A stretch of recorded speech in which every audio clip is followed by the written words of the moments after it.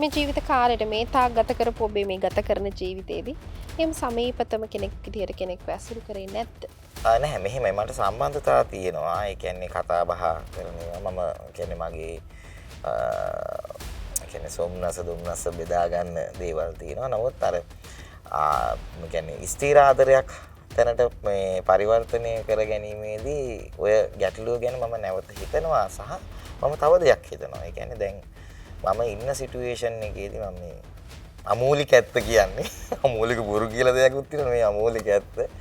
කියන්නේ මම ඉන්න සිටුේෂන් එකේදී ෆැලන්නේ. ඒ කියන්නේ මම පුංචිව එක්තැන්වීමත් එක්ක මම යාව බලාගෙන ඉන්න සිටුේෂන් එකේදී දැන් කවුරු හරි අපේ ගෙදරට එනවා නම් හරිද මාව විවාහපත් කරගෙන අපි විවාහ වෙලා කවුරු හරි ගෙදරට එනවා නම් එයා ඒ වයිබ් එකට මුහුණ දෙන්න පුළුවන් කෙනෙක් වෙන්න බෑ. නැත්නම් මම එයාට අසාධාරණයක් නේ කරන්නේ. කියන්නේ යා ඒක තේරුම් අරන් එනවා නම් ඕකේ මම මේක බොහොම ප්‍රසිද්ධියට කියලා දිනවා සමන් යාළුවන්ටත් මේක නිතර කියන කතාවක්. මෙහෙම නැති වුණොත් ඒක ගැටුමක් බවට පත් වෙන්න තියෙන ඉඩකඩ වැඩි. මොකද කවුරු හරි කසාදයක් බඳිනවා නම් විවාහ වෙනවා නම් එයා එන්නේ අලුත් ජීවිතයක් පටන් ගන්න නේද?